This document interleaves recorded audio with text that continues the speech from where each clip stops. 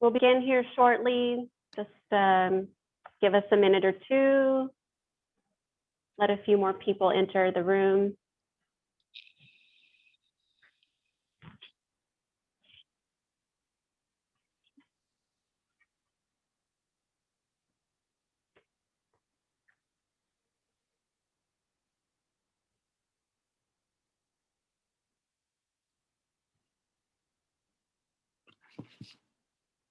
All right. Good morning again and welcome everyone. I'll just go ahead and get started and we'll just allow people to come in at their leisure. My name is Samara. Thank you for joining us for the Doha Women's Forum closing of this month's Inspirational Women. Just a few things that I want to mention. We are also streaming this on Facebook Live. So just please be aware that the chat box here in Zoom and Facebook Live is being monitored. We ask that everyone be courteous and respectful of one another. The moderators do have the right to remove or block anyone who doesn't abide by having courteous and respectful dialogue. If we have any technical difficulties, please be patient. We'll do our best to get everything back up and running as soon as possible. And those of you who are joining us via Zoom in the audience, please keep muted. There will be a portion where we'll ask for live audience questions, and at that time, when called upon, you can unmute then. So for today, we would also like to thank our sponsors. We have Centara West Bay Residence and Suites. They are located off of Diplomatic Street. This is an oasis of calm in the heart of Doha. Please mute as you enter. Our other sponsor is the Instituto di Moda Borgio. They are an international fashion and arts academy here in Qatar, and they are the meeting ground of fashion and art and tradition here in Qatar.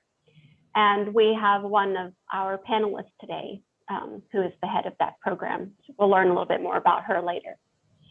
So this month, Doha Women's Forum has featured women from different backgrounds and professions, some of them in sports, arts, fashion, business, film. You can go over to the Instagram at Doha Women Forum to read more about all of the women featured this month. And we even have a lady featured as young as 17 years old, Miss Iman. So if you would like to learn more about our panelists and other ladies featured, please head over to the Doha Women Forum Instagram page. But today we are lucky enough to have 6 of these 31 ladies join us. And there will be different sessions, hopefully in the future, that will feature some of the other women from this month's features. And as audience, again, we have, please mute as you enter. We do have, again, already, for those of you who just joined, we will be streaming live on Facebook as well. So at any point in time, if you have any questions or comments, please feel free to put them into the chat box, whether it be here on Zoom or on Facebook.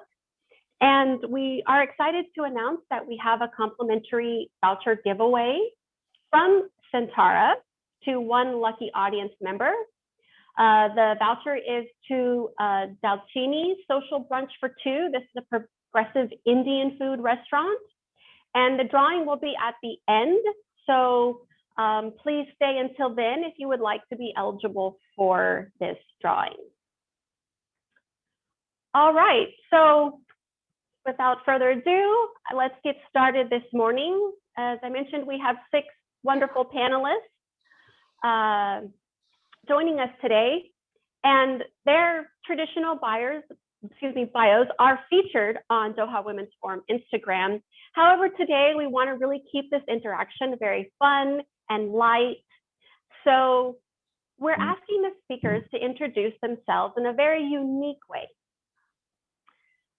So we're asking them to talk about one core value that they have and something fun about themselves that maybe wouldn't have normally been presented in this type of setting, or maybe it's something you wouldn't know about them unless you were a close personal friend. I do have to give credit for this unique introductory to Ms. Elizabeth Wood. She does with her, and to introduce herself. So, Ms. Elizabeth? Thank you very much, Zam. Thank you for that. I'm honored, I'm flattered. I hope that it will bring more enthusiasm to the forum today. Thank you, everyone, and thank you, lovely, inspiring ladies, for being here. I'm looking forward to hear from actually every single one of you. So let's get started. So we always say, well, that inspire me anyway, who's the real you? Not an easy question, and sometimes it encourages a bit of vulnerability from the rest of us. So I'll start by saying, usually I would say, my name is, but I'm not gonna. My three core values after much self-searching and self-reflection are authenticity. Authenticity because when I don't have it, or when I'm not aligned by it, I suffer. And when I am aligning with it, I flourish. So authenticity is a big one for me. Another very close, maybe even higher than authenticity, is curiosity. I value curiosity because I've discovered that a lot of the things that I do and a lot of the things that I don't do always come back to the value of curiosity. So motivation in general, to me, is directly related to my yearning for being curious. Even my profession, so even my change of career, my moving to Qatar, my friendship groups, everything you can say stems from curiosity. And then usually I say freedom. I feel like it's a default one for me, but today just that it's actually enthusiasm.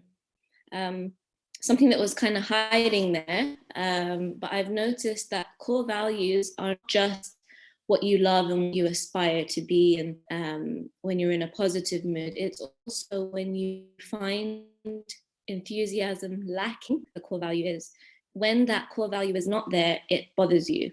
So for all of you who are thinking of core values right now as we go through this session, it's not only the things, for example, honesty, integrity, justice, whatever. So it's not only the things that you love and you live by, it's also the things that if they're not there, or if they're not present in another person, or if a whole entire system doesn't kind of run by that, it bothers you.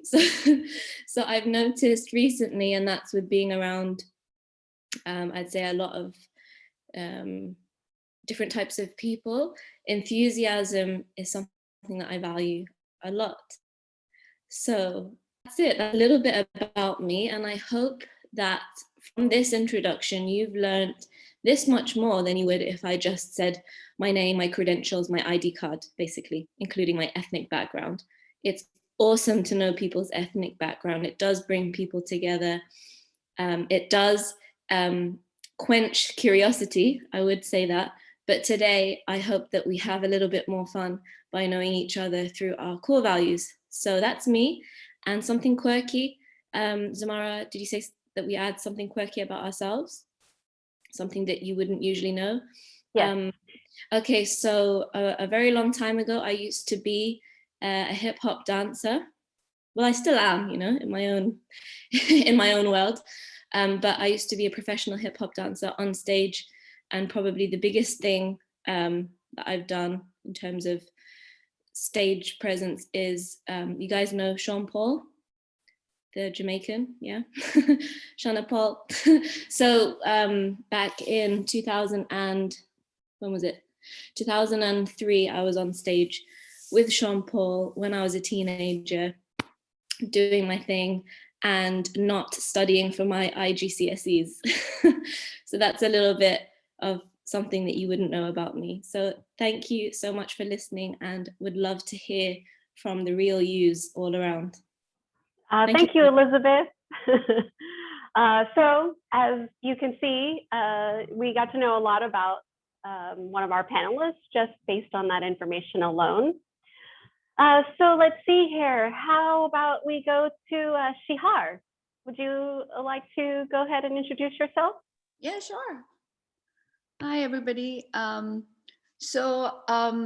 I have to explain myself, like kind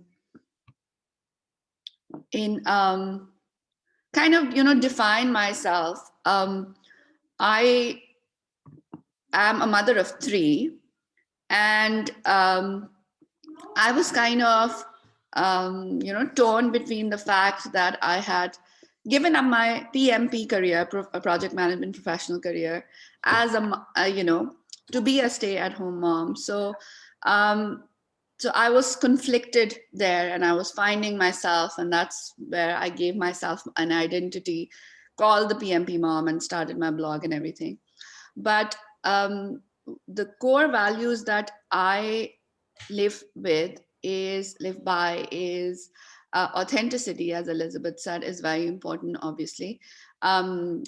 Teaching the kids, because I feel that what I am is what the kids are learning to be, because they learn from seeing more than being told, right? Like they learn by seeing their parents, what's going on in the house. They learn by example. So authenticity, obviously, but another thing is that I want them to be happy and content in the way, in their own skin, being comfortable with who they are, what color they are, whatever, physically, and how they're doing at school and everything.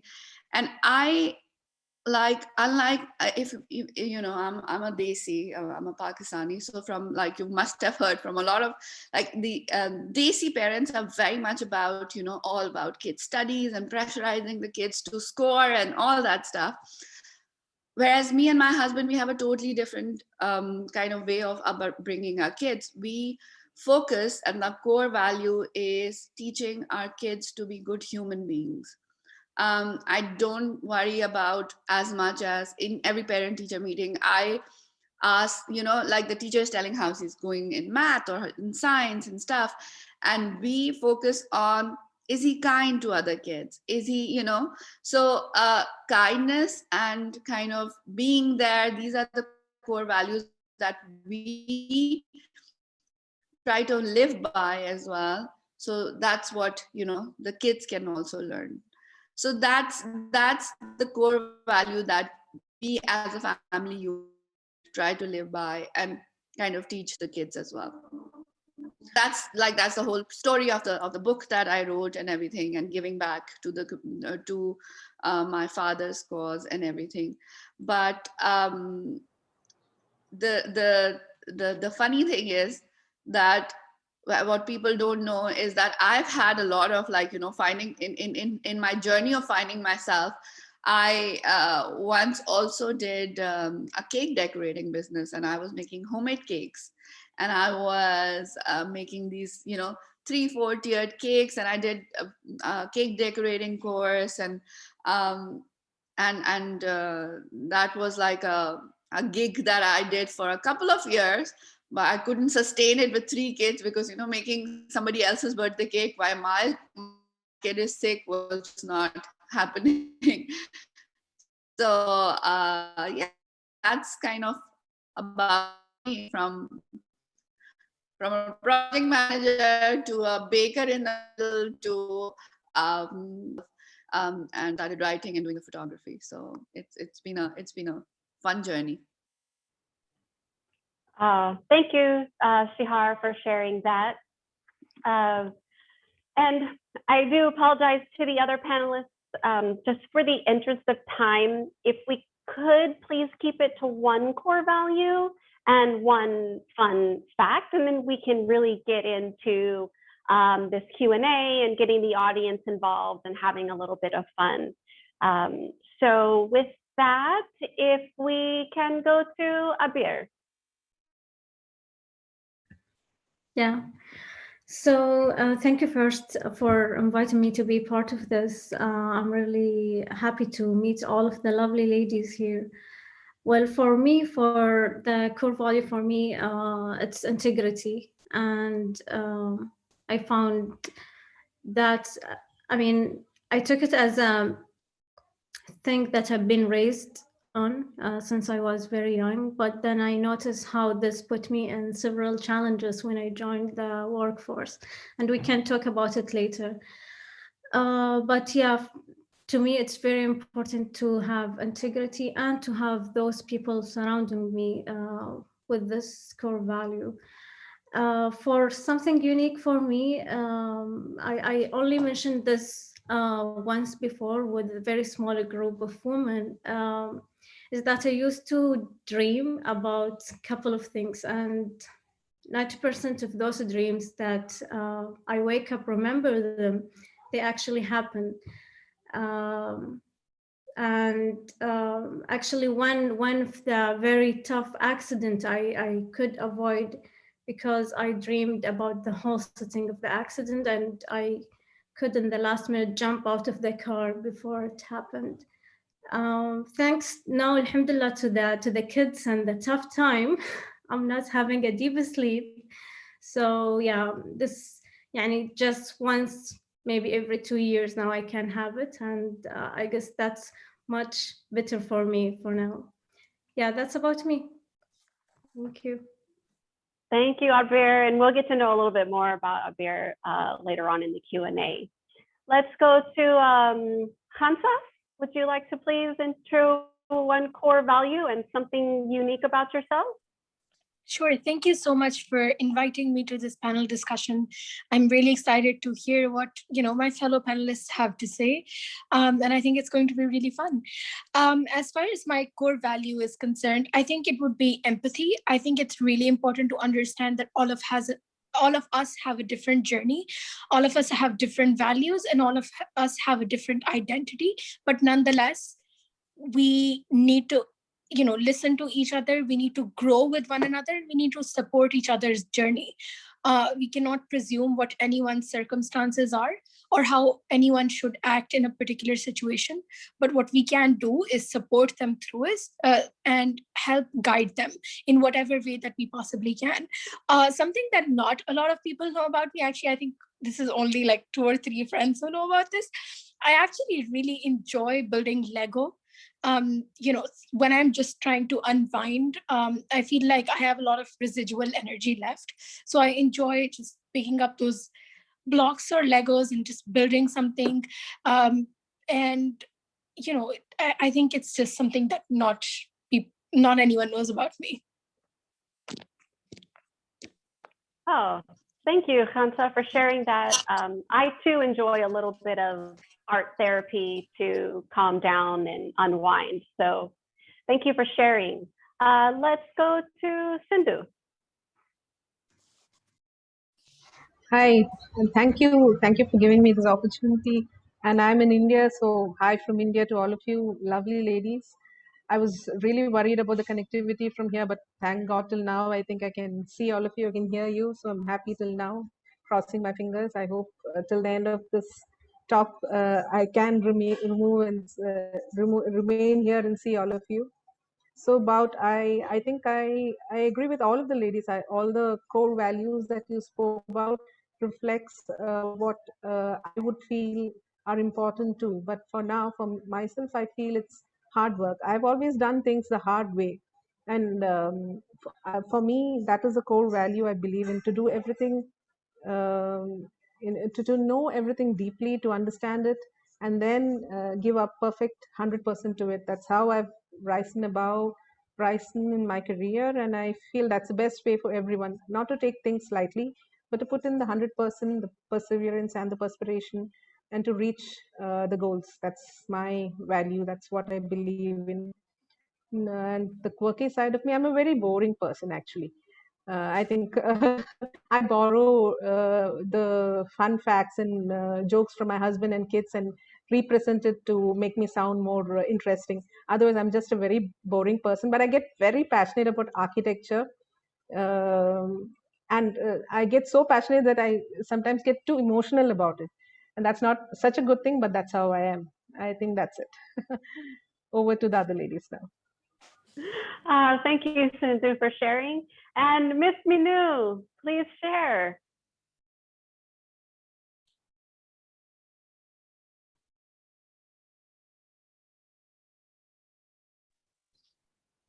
She's I on think mute. you're So still thank on you mute. so much. Ah, Yeah, you can. Thank you so much, all of you, for inviting me in this panel discussion.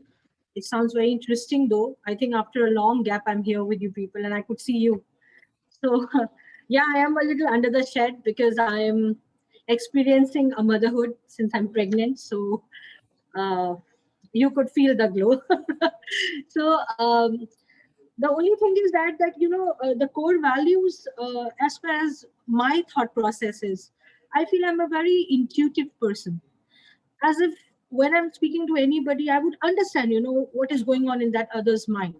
So my intuitiveness really helps me to take a right decisions. Because the place today I'm sitting, I have to be, good at my decision ability. And any entrepreneur should have a good decision making capacities and capabilities. Because I know my one decision could really change the life of people around me, or my one good right decision would really take out someone from the hell. So I'm a bit, that way. And of course, empathy is hand in hand. So of course, empathy is always a part of me. I'm a very cheerful person, as you know me from past years. And another thing is that as a fun side of me, I think there always one thing which I was discovering about me since childhood or during the academics. I was very enthusiastic, to participate in all kind of creative, competitions going on in the college or school.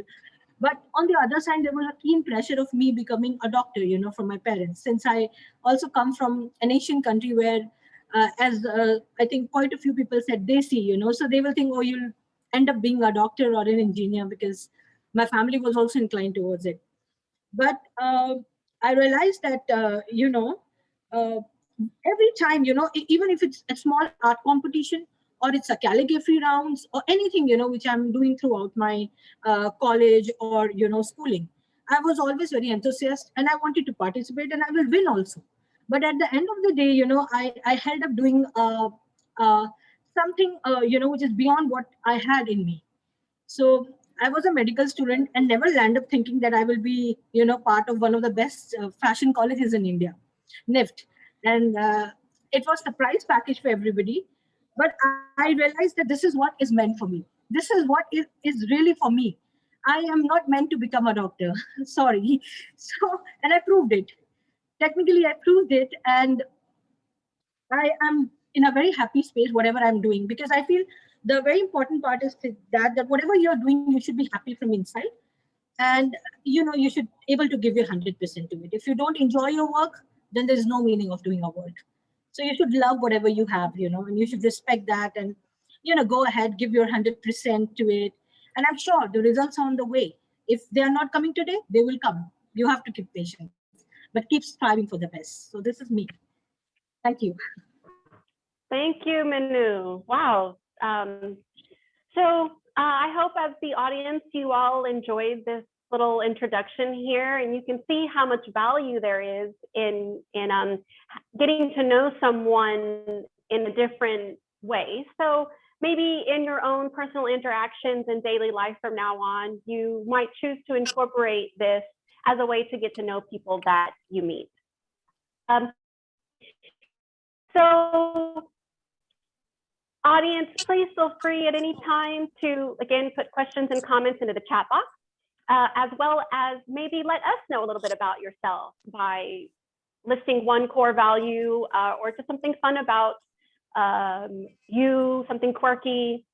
We would also like to get to know the audience that's joining us today. And now I would like to get a little bit more into allowing the panelists time to speak on a few topics today. So a couple of things that we'll talk about are success factors, some challenges that you may have overcome, and something that you wish you had known or had done in the past that may be valuable to someone who's looking into transitioning a career or growing their own career or growing themselves personally. So with that, I would actually like to start with Sindhu. So you are an architect by education, but you took your skills into publishing and content management.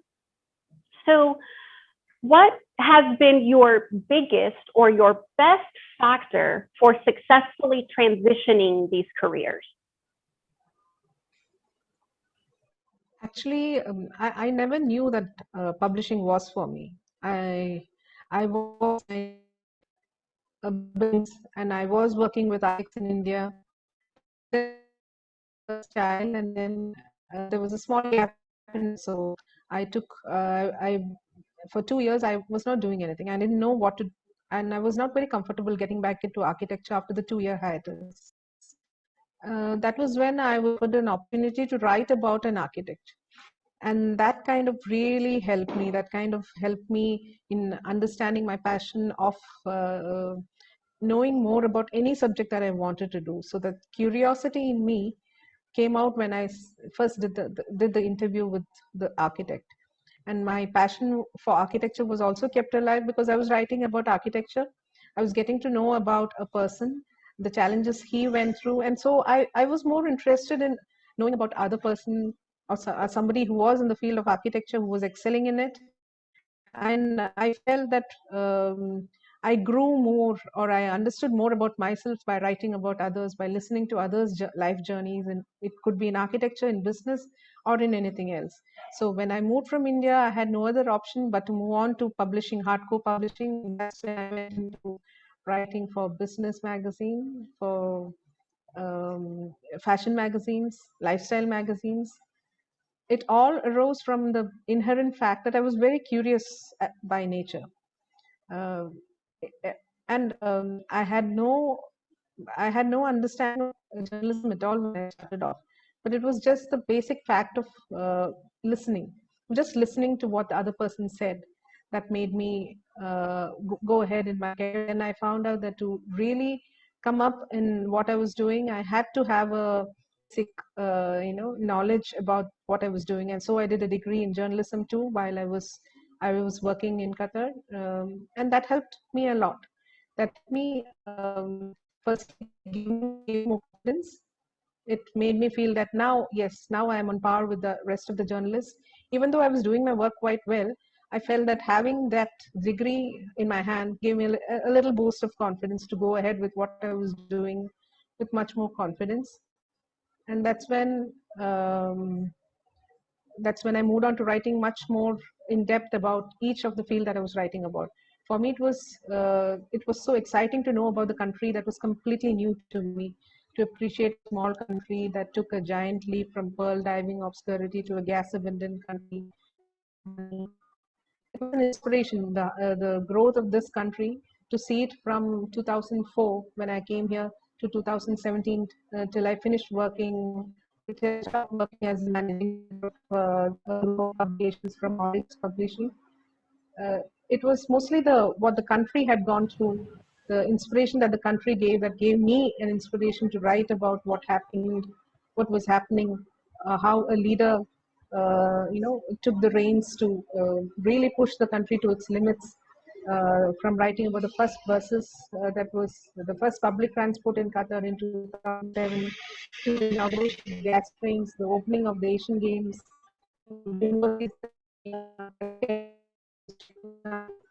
it was I don't think I can ever explain in few words of the journey that I've had these 17 years of actually only 12 years of publishing in Qatar.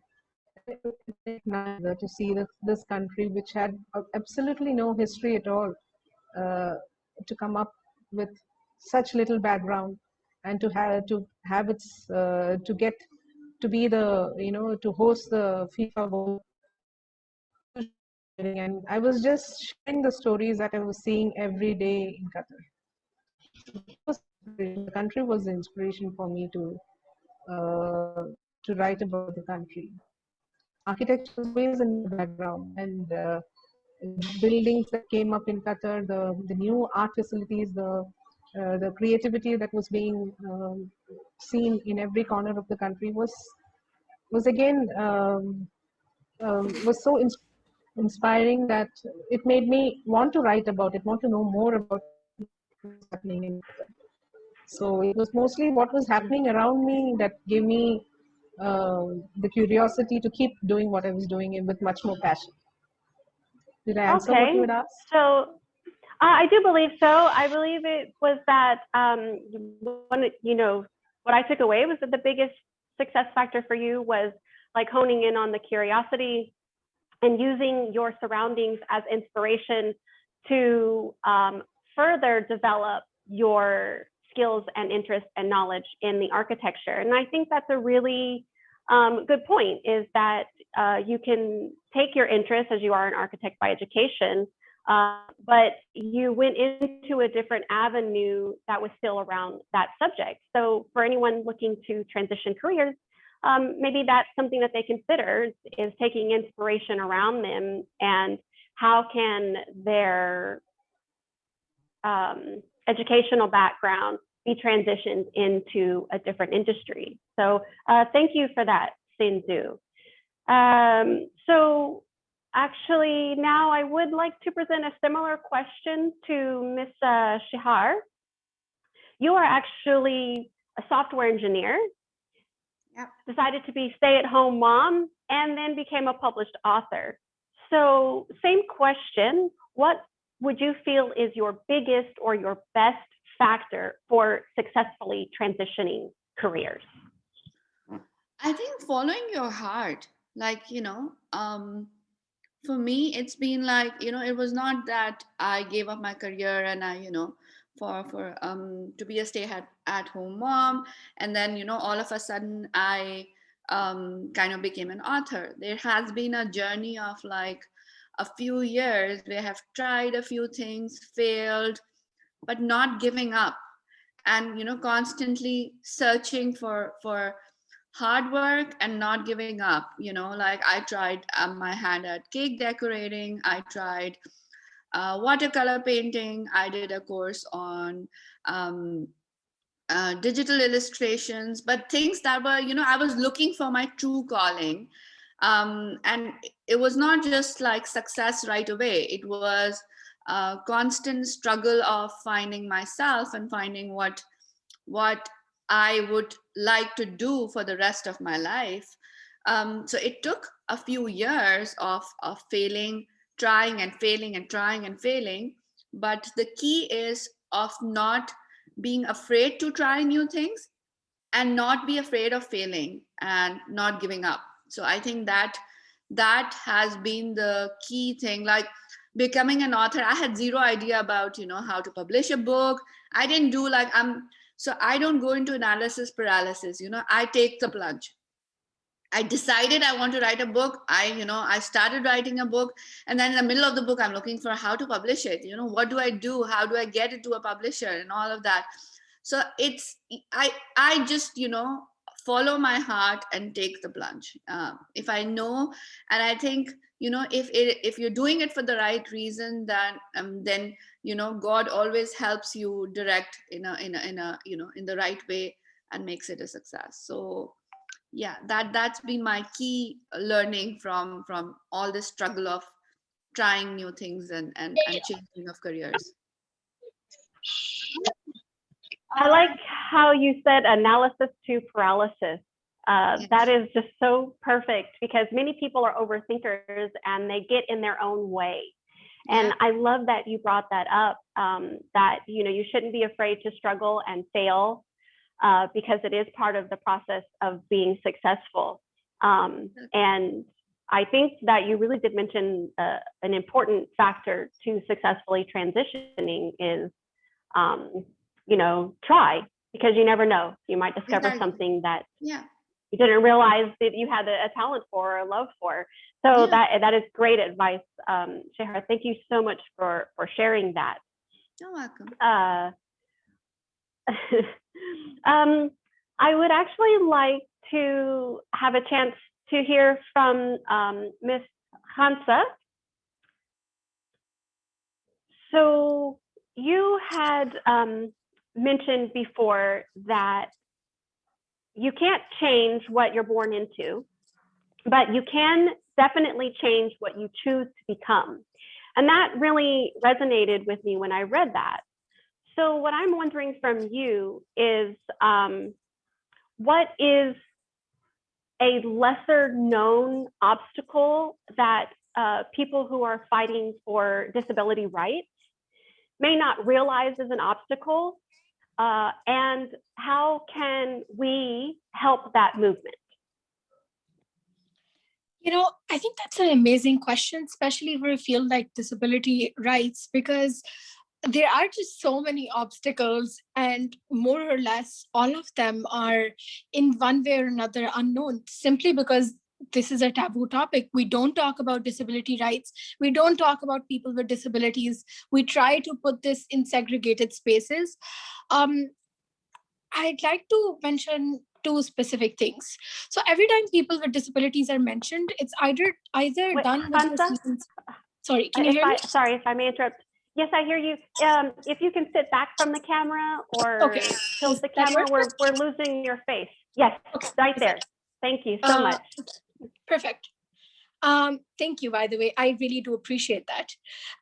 So, I think as far as disability rights are concerned, we generally don't talk about what it means to be in a space where able bodies are prioritized, right? So I think it's important to understand that every time we talk about people with disabilities, it shouldn't be done with an inspirational lens.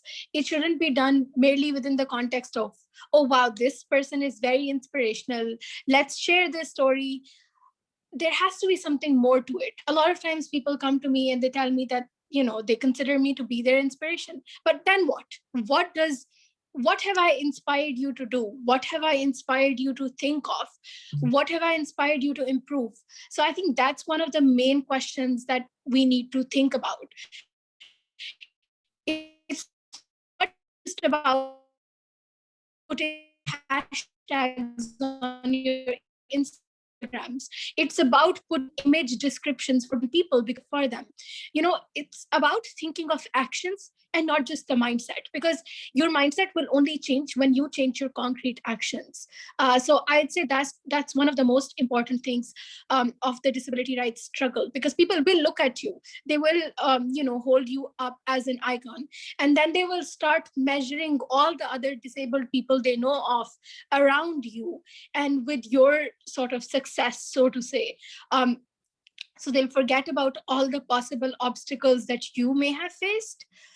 They'll forget about the fact that they have to learn something from you, and they have to learn, and in fact, they have to give something back to you or to the community in general. So yeah, I think that's one of the biggest obstacles. People do feel like they're becoming a part of the conversation, but then it's very performative. Nothing really comes off. So Thank you, Hansa, because I would have never thought of it in that perspective, that this idea of the hashtag of being inspiring and just sharing someone's post seems to be very surface. And as you said, going deeper means taking action beyond something on social media.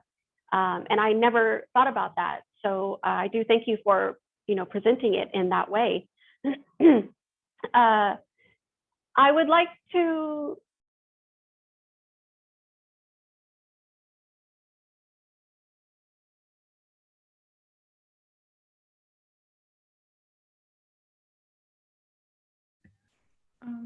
you are muted. So, you have audio. Sorry. Okay, I apologize. Am I good now?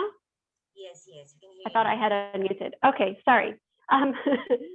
Thank you, Hansa, for your comment. What I was saying is that I never thought of it from that perspective, how even in this age of social media, we think just by sharing is enough, but listening to you speak, it seems like that's very surface level, and that we need to figure out how to go deeper beyond just the sharing of a post or a hashtag, and how can we actually get more involved in the movement through our actions.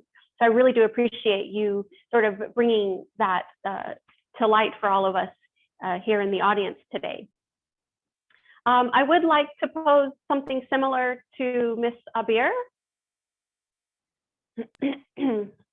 So Abir, I know you are a wife and a mother and an engineer, Giga Maggies again.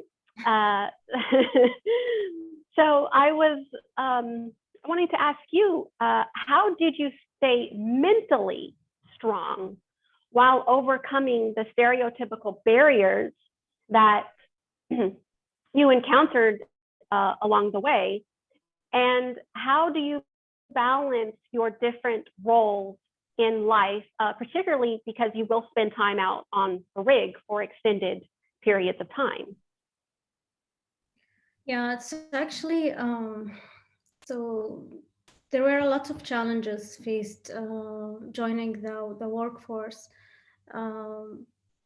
At the beginning, yes, it's how you manage the different lives, being a professional and being in the other side a mom and a wife.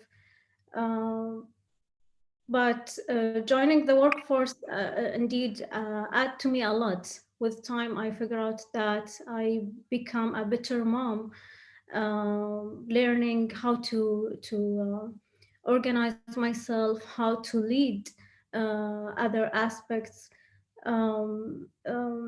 being patient. I guess after spending some time now in the industry, the big factor that I learned from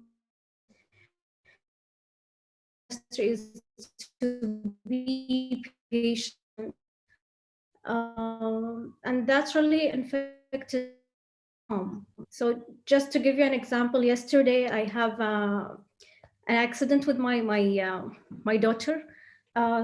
Suddenly she was screaming and she closed her eyes. I couldn't know what happened to her, and she was screaming.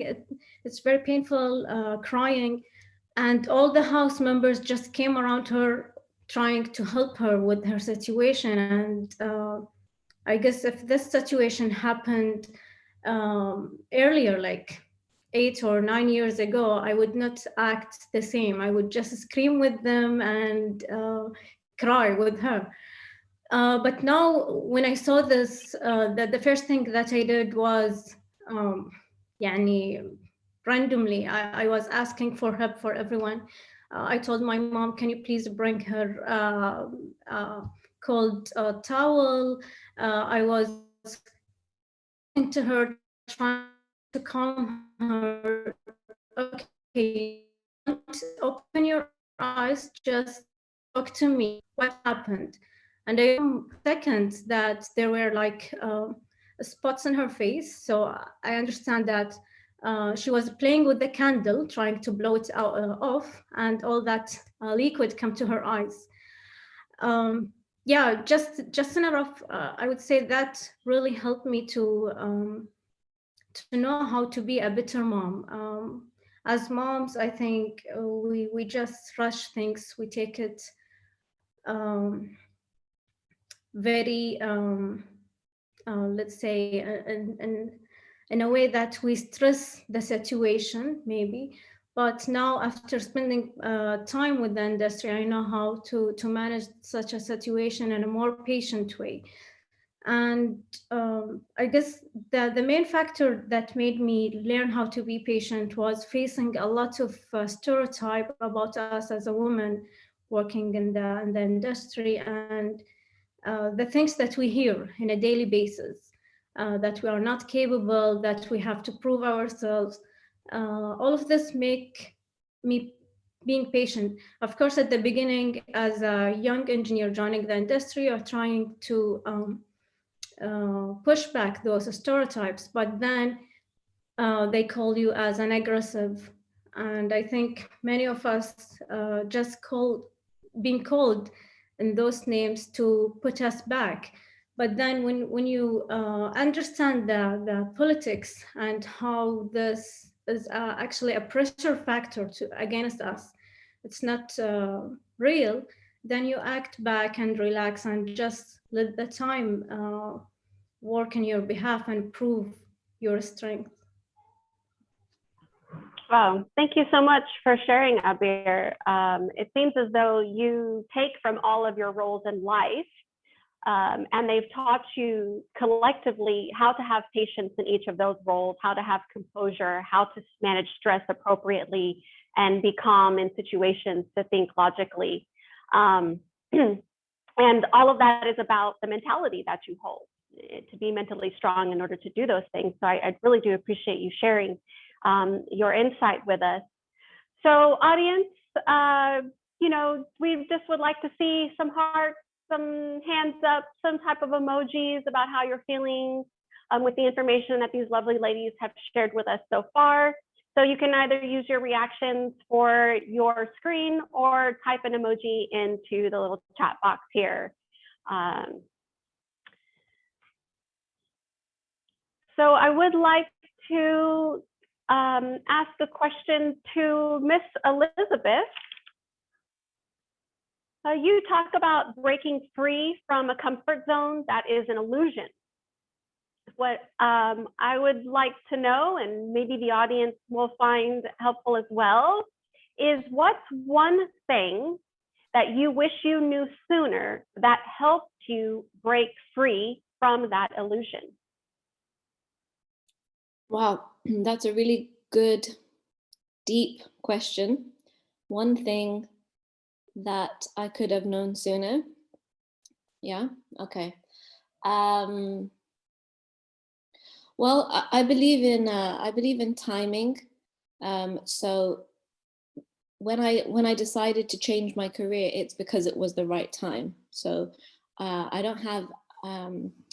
I hope, and I like to think of myself as someone who doesn't have regrets, and actually regrets would actually be worse for me than not taking the action.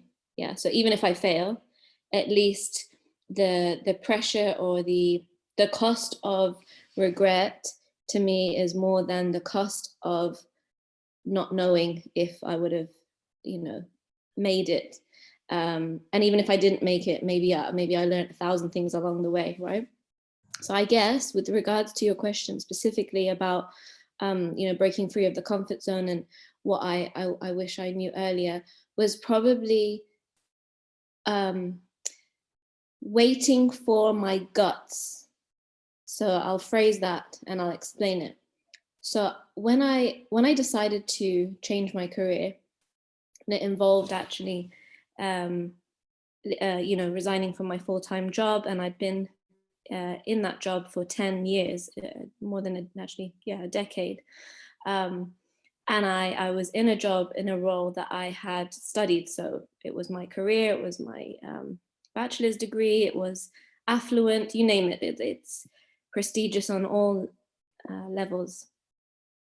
That guts, or my guts to resign, I'd always had it in the back of my mind, and I'd always had it as a niggling feeling, like if I could just have the guts to resign, I could be someone else. Not that I wasn't being myself necessarily, but like that my potential is higher than this, that there was a feeling or a calling that I want to do more with my resources, with my energy, with me, who I am.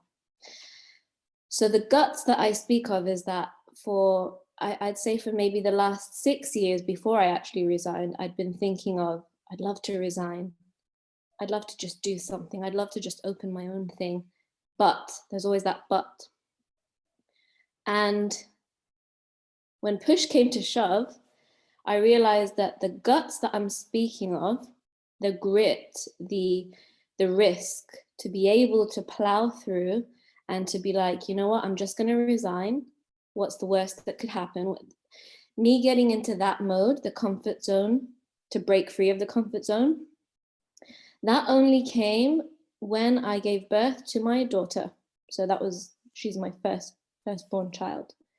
And there was like an epiphany there. There was an epiphany which I even asked myself, how come it took me all this time to realize that I can do something when actually now would be the crappiest time to resign because of, mothers, all of you know that when you're balancing, you have to think about things financially, you have to think about, or you might need to think about things financially.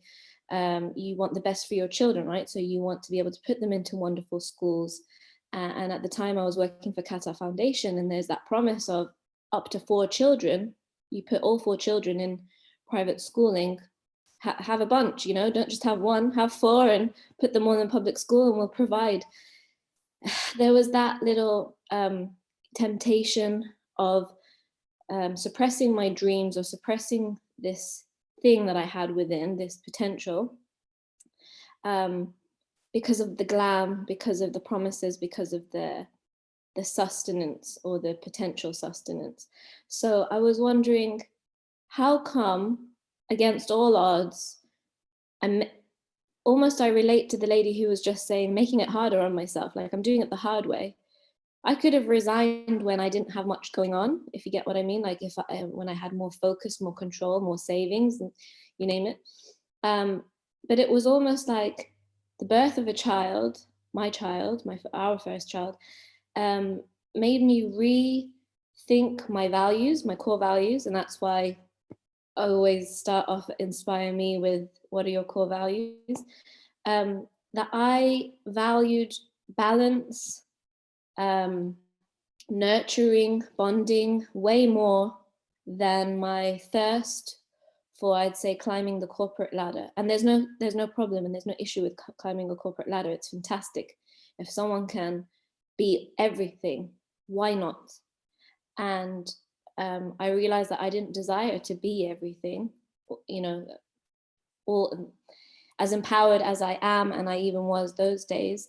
I wanted to be someone who is inspiring, someone who can support others, but also have time and enjoy nurturing motherhood, being a mother. And I wanted it all too. So it's kind of like, my question to myself was, what can I do where I can run my own show at my own pace, raise a family, be a good wife, be a good daughter, still stay in touch with my family and parents overseas and everything, and do it all, but not be stressed, not burn out. Because a lot of women here maybe you guys might agree with me in that something gives, when you're doing lots of different roles, something eventually gives, and one thing cannot be perfect. Not that we have to be perfect either. That's empowerment right there, when you can understand that you don't have to be perfect. But let's say you're balancing full-time work, children, wifely duties, spiritual duties, you name it. You've got a hobby on the side, you're a sportswoman, you name it. You're inspiring the community, you're doing charity. One thing will not be perfect. Your house, maybe. In my case, maybe my house is the thing that went first. Just being vulnerable there, in that taking care of the house for me was the thing that got lacking. That was what was lacking, so to speak.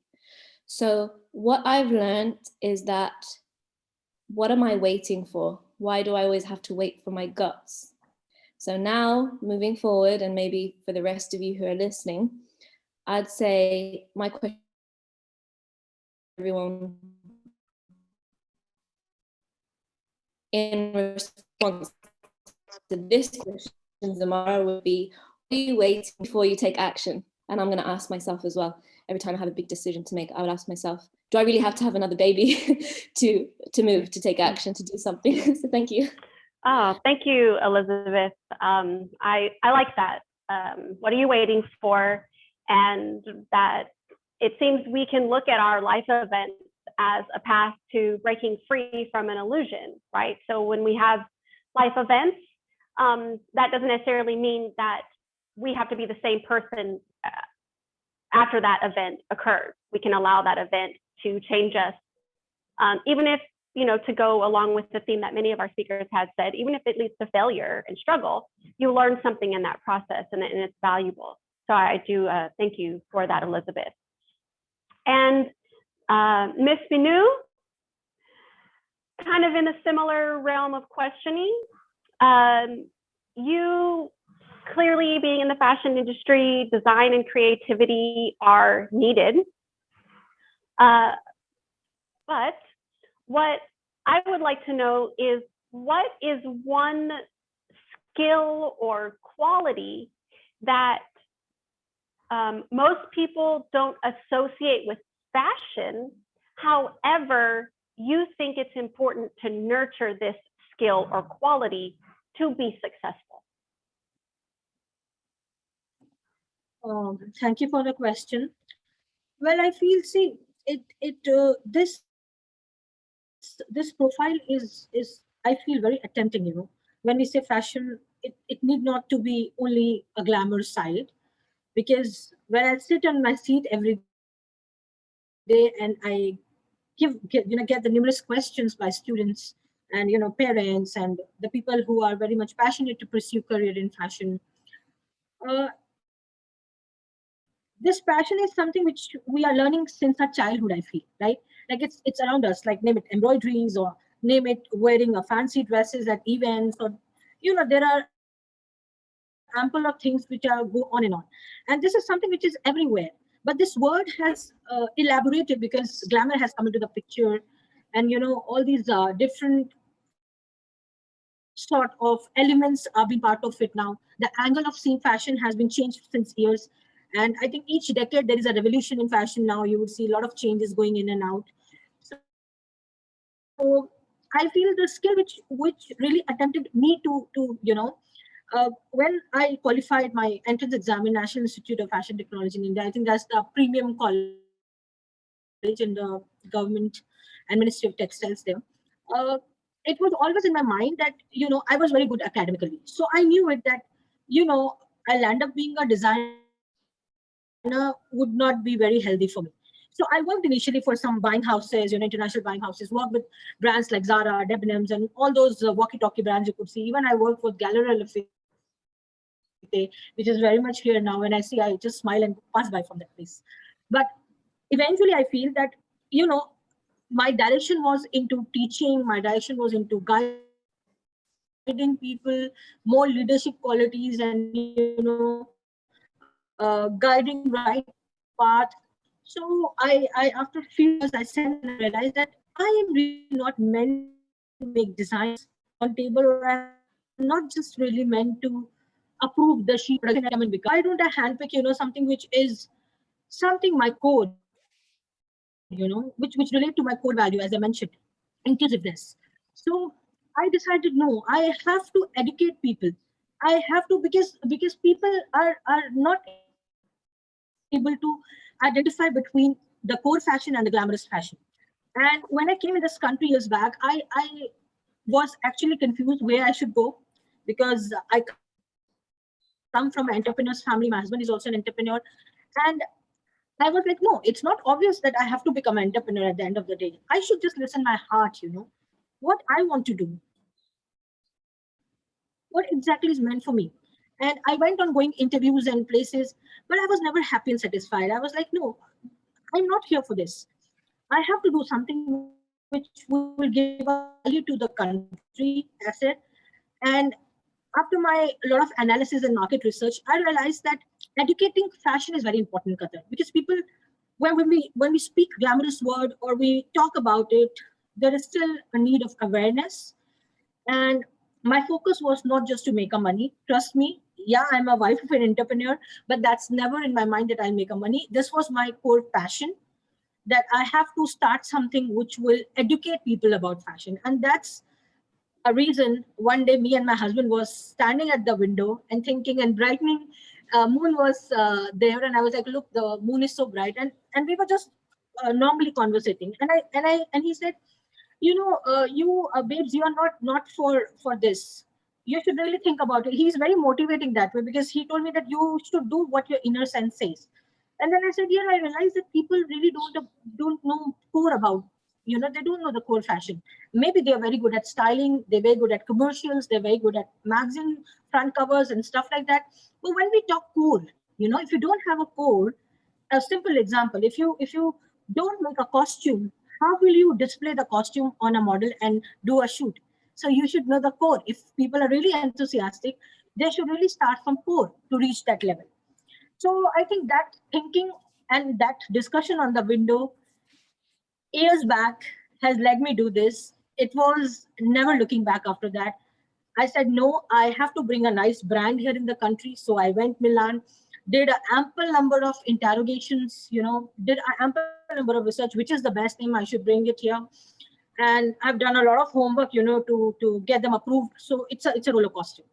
But eventually I could do it. And now I'm happy, because I feel that at least whosoever are coming to an institution also, they have an expectation to understand the course first, and then they move on. So I'm trying to, change the scenario of accepting this profession here in a different manner. And I feel that, at the end of the day, uh, the best part is that you have to, never look back.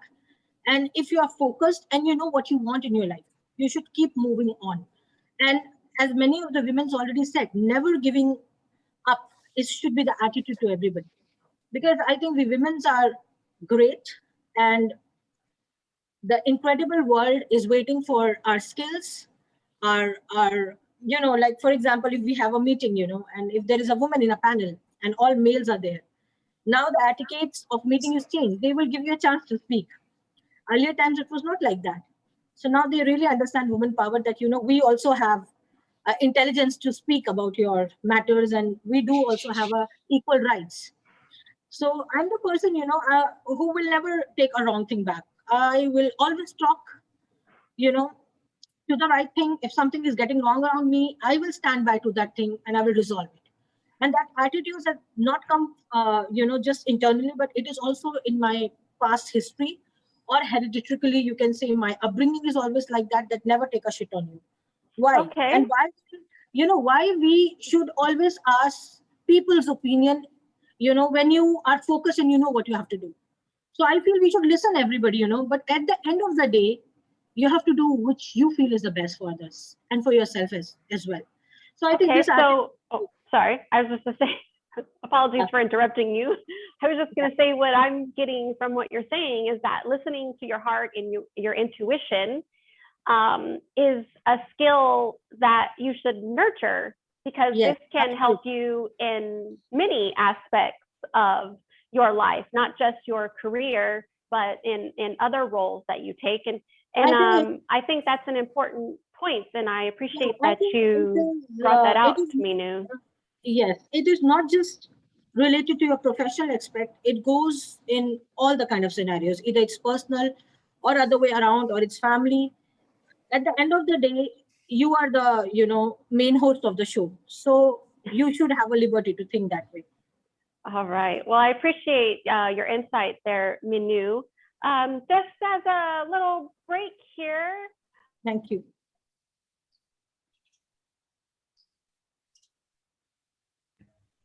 Samura, you're muted. Oh, I had unmuted. I don't know how that went back to mute. Sorry about that. This is a little break here with the audience, giving a little thumbs up, hands clapping, heart, how you're feeling. I see some of you are writing in the chat box, sharing your core values, some fears that you've conquered. Thank you so much for that. If you don't mind, and you can feel free to turn off your camera if you don't want to, we'd like to snap a quick group photo. So if you are leaving your camera on, can we get a good smile or maybe a wave? Ms. Conchita, if you'd like to quickly grab this group photo so we can get a nice snapshot of all these lovely participants here today. Conchita, are you still with us?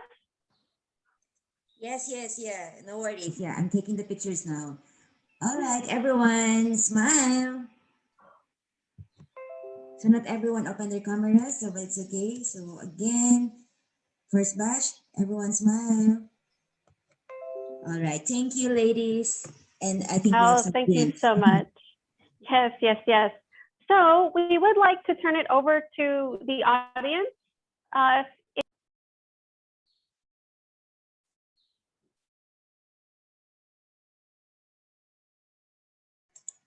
If Shumara, we can't hear you. You're Okay. muted again. Yes. Yeah. So if you'd like to put some questions in the chat box, we'd love to hear from the audience. Or if you want to give a hands up icon because you have a question. Okay, here we go. This question is from Michelle, and it's to Minu. How do you personally address current efforts to eliminate child labor in the fashion industry? For example, suppliers. A good question, Michelle. Thank you, Michelle, for this question. I think it's a very, very important question and a question of concern these days because it's hilarious, especially if you go back to Asian countries, especially if you talk about India, Bangladesh, Sri Lanka. I'm not saying that child labor is not there in other countries, but specifically the Asian side, due to lack in knowledge and awareness, there's a lot of exploitation of child labor is still going on. And trust me, last year when I just went to one of the factories.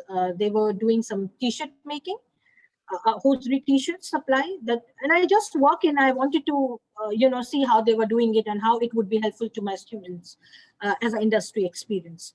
So I have seen the small kids were treated so badly, and the way they were involved in such kind of machineries, which they are not even able to, hold a proper part of the machine. Their hands are so tiny. The kind of disgust was happening. I was extremely, I was stunned for a moment.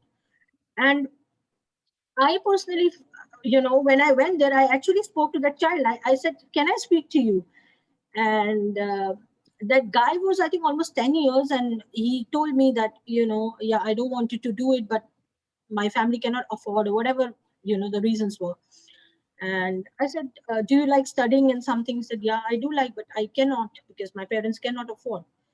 So I feel, see, the consequences can happen. Why anyone become a labor, especially a children? I think, the main reason is the poverty, the lack of awareness, and all these kind of issues are dragging this matter to each industry, not even just fashion, I feel. This is, I think, almost every industry, you would see such kind of exploitations going on. And trust me, when I went there, I just bashed that guy. And I said that guy, the owner of the company, because I was directly dealing with him, I said, please, my humble request, you need any sponsor for me every year? Take that. Or whatever salary you are paying to him, let me pay, but don't let him work. And trust me, till date, I never heard anything wrong after that. I really took a step. I think after that, I heard there were another conjoined two more companies, and they stopped having a child labor because I said, if you won't do it, I will go to the police or I will go legal because it's absolutely wrong. So that one step had really secured the life of many, which are beside that company. There were two more aligned companies. And I think, as I said, my nature is that I can't take wrong things. So I said, look, I come here every 6 months. And if I see the again, you know what I can do. So I really just give them a bash about it. And, I will never stop doing my best, for the society, and especially for this very important issue of child labor. So, I am trying to now work out on these points also sometimes. So there are certain places where the NGOs are there. But, every NGO is not exactly authentic, as you can feel, they are not exactly original. They will say something else and they are doing something else inside the shed. So I was very genuine. I said, I will not going to support any NGO who is working against the rights of the child labor or whatever it is until I will see it from my eyes. So I think I will not stop my attitude. of stopping wrong. Till then, I'm surviving on this earth. And we all should, Okay. it's not about me. Everyone should stop there and that if certain kinds of acts are going around. Name it as fashion, name it as any industry. Oh, wow. Thank you, Manu. You know, that's using your power. And there are a lot of things going on today in the world where we can use our power to make a difference. And we appreciate you using your power to make a difference in that industry. If I'm standing today, sorry, Manu, I don't mean to cut you off. We do have another question for a panelist. If one is standing, 10 will stand seeing you. Oh, so thank you. Good quote. Yes. So let's see. We have another question here in the chat. This is for Ms. Abir. So the question is about how do you manage all of your roles? Because as the question being presented by another mother, she's finding it a little overwhelming right now. So she wants to know, what are your challenges and how have you overcome them as a mother working full time? Right. Yeah. So at the beginning, I thought it's very difficult, and I even talked with my husband when I was pregnant with my first baby. I was talking with him about this, and that I love what I learned at school and being an engineer. At the same time, I want to be a good mom, and I was almost 6 months at that time, and I got the offer from the company. And you can see this is the beginning of where you ask for help. So I talked with my husband. I said, if I'm gonna take this job opportunity, then I have a concerns about my time, about being a good mom. I want to take care of my own kids. Yes, at some time I would need a housekeeper, but she will be only responsible for the house, not for taking care of my kids. I want to raise my kids myself. And of course, there's no wrong to have a help from a nanny, but that's my personal beliefs. So when we talk, he started to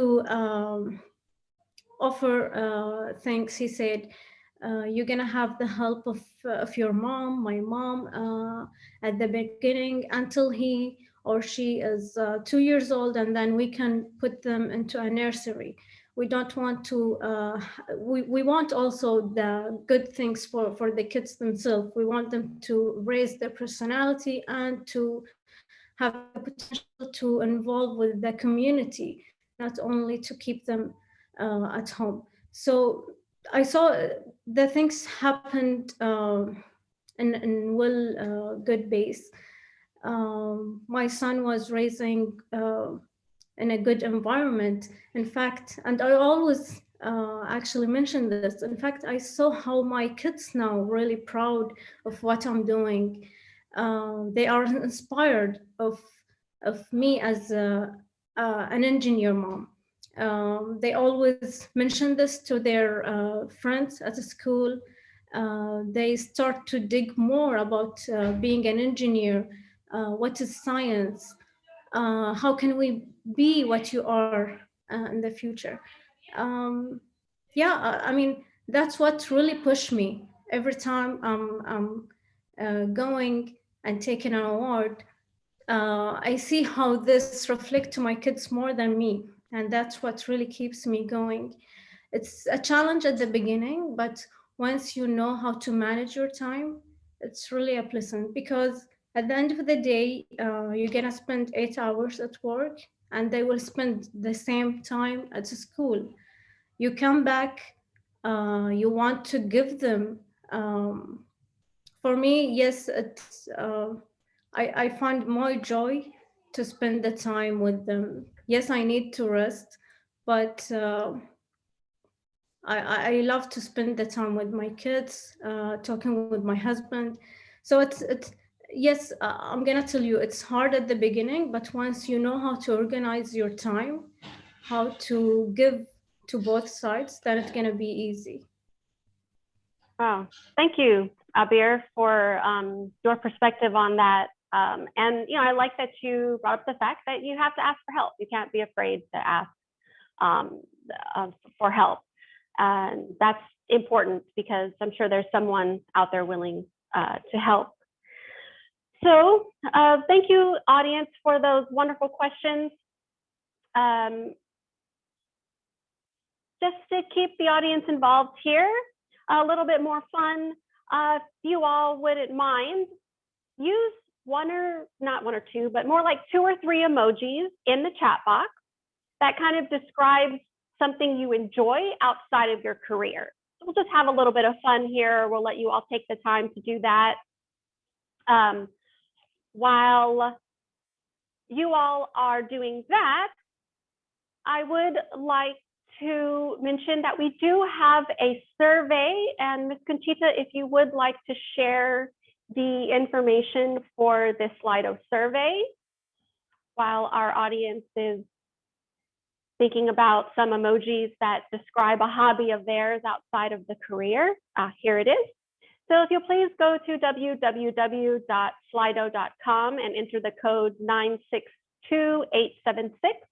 We do have a survey regarding today's forum. If you would please take the time to complete that. And again, while you all are getting this information, I would like to ask Miss Hamza, if you could pick a number between 1 and 38. 22.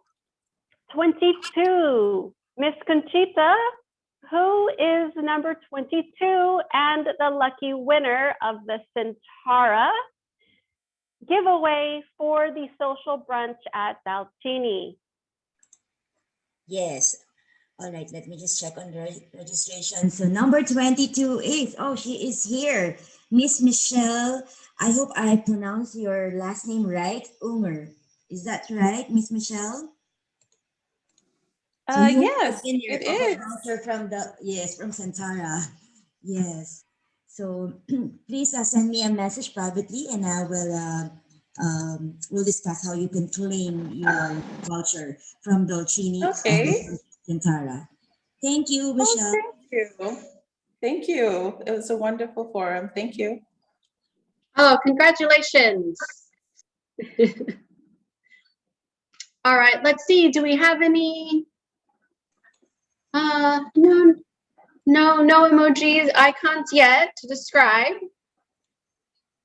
All right, well, congratulations to our winner. Hopefully you will enjoy your social brunch, you and a friend or spouse. So this will conclude the forum. However, I would just like to give each speaker really quickly, please, one quote, just one quote that you live by. No need to provide explanation. Just give us this quote that you live by. Let's start with Miss Abir. All right. I always say, when one woman stands, then you are stand for all the women. And I really believe in it. Love it. Thank you. Let's see, Miss Elizabeth. Mine's very short and to the point. It's time to take action. Very much inspire me. Yes. Miss Minu. Oh, mute. Unmute. Have faith on yourself. Have faith in yourself. That's an excellent one. Miss Sindhu. Yeah, so if you're too comfortable in what you're doing, it's time to change. That's another good one. Yeah. Let's see, Miss Shihar. I live by what my father taught us, and by example, like living by it. And he always used to say, life is all about giving. The true joy comes in giving. So that's what I live by with. Beautiful. And Miss Hansa? Is she You still can with do it. us? Yep, I'm still with you. You can do it, is my quotation. Direct. I love it. Inspiring, motivational. You can do it. That's right. Well, I thank the audience for you all for joining us this morning. I thank the panelists for taking the time. You all gave some really great insights. I hope our participants were able to jot down some notes. Again, please go over to @Doha Women Forum on Instagram if you'd like to learn more about these 6 inspirational women, their stories, as well as the other women who were featured this month. There's a request in the chat box that if you would like to put in your Instagram, some of the panelists are requesting, that way they can stay in contact, you all can be connected. So yes, please share that in the chat box. And again, I would like to thank the sponsors, Centauro West Bay Residence and Suites and Instituto de Moda Borjo for their sponsorships on this forum. Ms. Conchita, I know you are a woman of few words. However, I would like you to leave us with those few words. Yes, you are right, Shamara. I am a woman of few words. And with that, I'd just like to thank everyone for attending this online discussion. I hope you were able to at least take away some from our inspiring women. And please expect more type of discussions like this. And all of the women, we salute you and thank you.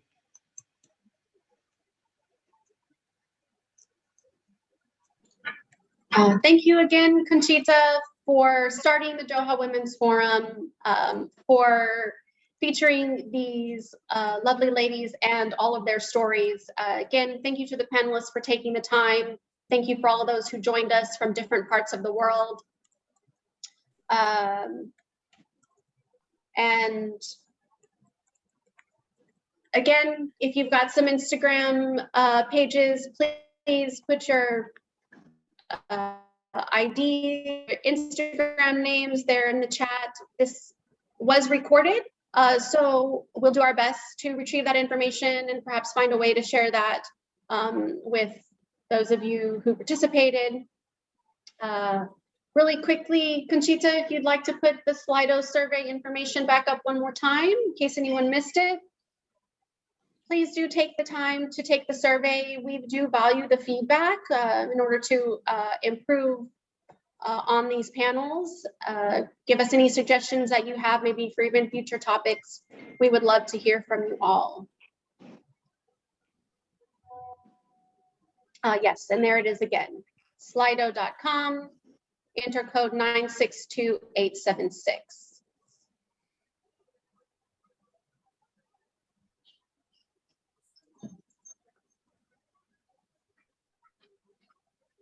All right, ladies and gentlemen, joining us today on Zoom and Facebook Live. We appreciate it again and enjoy the rest of your day, the rest of your week. Be safe, be kind, be courteous, be inspired, take action, follow your heart. It's okay to fail. Remember all of these wonderful things that our panelists have shared with us today. So thank you all very much. Thank you. And we will end it for today. Thank you again. Thank you for inviting us. Thank you for having us. Bye-bye. Thank you.